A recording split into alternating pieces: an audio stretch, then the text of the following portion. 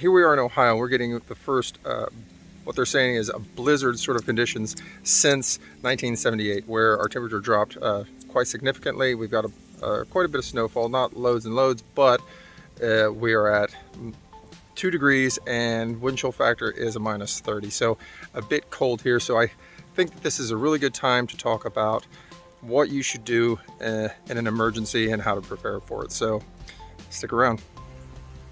So what I think is the biggest problem when it comes to emergencies is the fact that people really don't plan ahead. And in this video, I'm really going to just take you through and show you some of the things that I've done in order to prepare for some sort of emergency. In this case, today, we've had a big winter storm.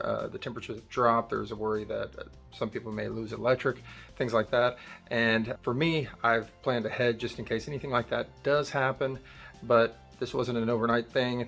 I didn't just decide to get supplies yesterday. This has been put in place months in advance. So I think that's one of the things that people really need to start doing, is planning a little bit earlier than what a lot of people really do. So let's take a look at what I've done. So we are out in my garage, and one of the things that I have is a generator.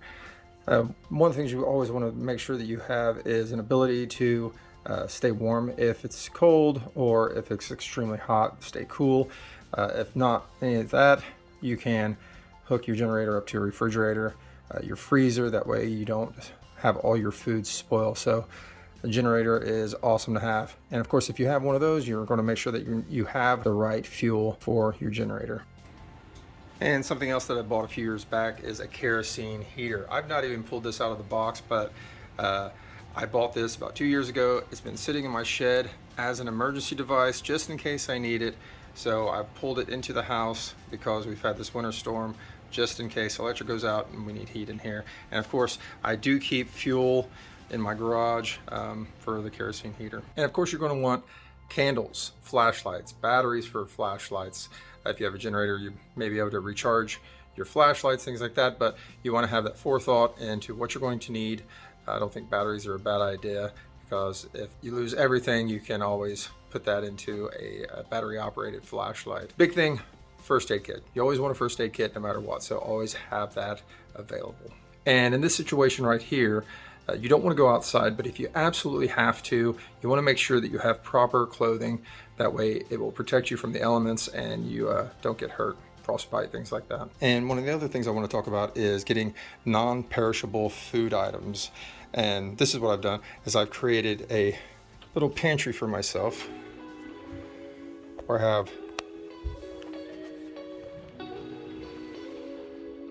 lots and lots of canned food items that will last me quite some time. I know it's a mess, I need to reorganize it and everything like that, but some sort of pantry where if you can't get to the store for an allotted amount of time, you're going to be good. And with cans like this, it's going to last for years before any of this is going to go bad. So make yourself a pantry. And then once again, I'm out in my garage, and another thing that's nice to have is a nice freezer where you can store a lot of things in here. Once again, not very organized, but you can see that I have it full. And if I can't get to the grocery store for a while, then I'm good to go. The bad thing about freezers are they need electric, but that is where the generator comes in. So yeah, there you go. And sometimes being prepared is learning to do things that maybe you don't know how to do, such as jarring. I learned to jar, and I jar just in case of emergencies. And of course, one of the things that people always forget about are their family pets, and you want to make sure that they're okay. Isn't that right, Jake? So maybe have a small little pantry area for some pet food that will last you a week or two, just in case.